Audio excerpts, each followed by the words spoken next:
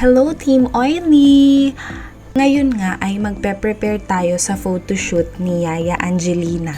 Yes mga ka-oily, dahil sasali siya sa pageant ng Gandang Mami 2024. Dahil nga sa maliit pa lang siya ay pangarap niya na maging beauty queen. Photoshoot pa lang ay pinaghahandaan na namin. Kaya samahan natin siya! Let's go!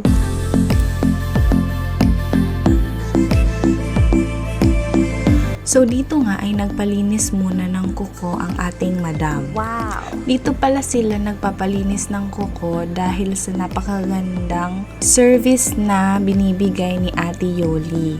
Bukod sa napakagandang service ay napaka-affordable din ng kanyang mga price. Wow! Bukod pa dito ay meron din siyang mga certificate na nagpapatunay na siya ay isang legal na manggagawa. Kaya kung gusto nyong magpalinis ng kuko, magpa-extend ng lashes, dito na kayo sa Lynn's Nails and Lashes.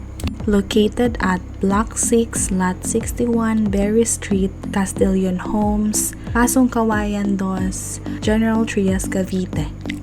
Taray ng advertisement! So balik na nga tayo kay Angie. Kita nyo naman na kahit na magaling tong si Ate Yuli ay parang na-stress siya sa mga kuko ni Angie. Madam na madam ang upuan pero ang paa, luya. Next naman ay yung mga kamay niya. Syempre pag aaura ka dapat pak na pak yung kamay, diba? Wow! Yung tipong kahit wala ka ng pera pero pag maganda yung kuko mo, parang ang yaman-yaman mo. Dito naman tayo sa eyelash extension ni Angie. Diba sabi ko sa inyo, sobrang pinaghahandaan niya talaga to kahit photoshoot pa lang. Dito nga ay parang nahirapan si ate sa pagdidikit na sa mukha ni Angie kasi parang nagmamantika na siya. Oh my God!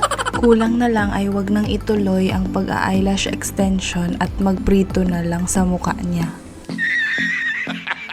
Pero dahil professional si ate ay pinagpatuloy pa rin niya ang paggawa kahit na parang diring-diri na siya. At clinose up pa nga. Ginabi na nga sa pagpapaganda itong main character natin. Worth it naman kahit mukha na siyang lasing. At dahil nga hindi ako nakasama sa pagpapaganda niya ay pinuntahan nila ako dito sa bahay. Ready ko na din yung mga gagamitin para sa photoshoot. Cutics na kami guys para bukas sa para sa pictorial tomorrow. Oo, sa'yo na shoes baby. Sinasabi si Kia. Oo. Kaya ano sinasabi mo? Ano masasabi mo? Ang ganda tita. Dede ko yan be. Bakit Angie? Nasa mesa ba yung dede mo? Kasi doon nakatingin si Kia eh. Ano yan? Detachable? Pumunta kami dito sa aking editor ng aming vlog. Sana all. The next day. Dito nga ay naghahanda na si Madam sa kanyang photoshoot. Wow! Dahil nga sa wala tayong budget para sa makeup artist ng ating main character, ay siya na rin ang nag-makeup sa kanyang sarili. Syempre na may moral support ni Kia na nasa playpen. Dito ay binoblower ko na si Angie nang bigla namang umiyak si Kia. Kaya naman nag-hire muna kami ng yaya para makipaglaro sa kanya. Dito naman ay kinakarir na ni Angie ang kanyang pagme-makeup.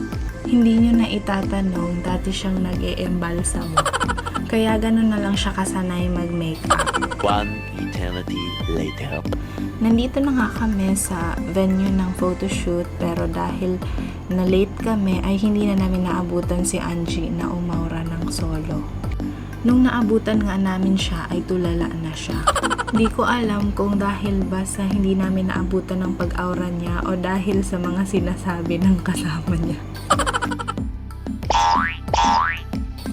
Serious yarn? Dahil nga hindi namin naabutan yung solo pictorial niya, kaya ayan, parang uhaw siya sa camera. Kaya naman itinuto ko na lang sa kanya dahil parang baliw na siya dyan, na aura ng aura kahit hindi na nakatutok sa kanya. Ito namang isa ay dinala pa rin sa photoshoot ang pagkamarites niya. Dito nga ay busy si kuya photographer na ayusin at mapaganda ang picture. At bilang isang mabuting nilalang ay gusto kong maranasan din niya na ngumiti at maging bida sa picture. Picture natin si Kuya. Smile ka, Kuya. Yes. At natapos na nga ang photoshoot ng mga candidates. Wow. Dito ay parang hirap na si Angie sa heels niya, pero ayan, sumayaw-sayaw pa nga. Dali-dali namang lumapit si Yaya. Wow. O diba, hindi lang siya kay Kia nagyayaya, pati din kay Angie. Hindi man yarn,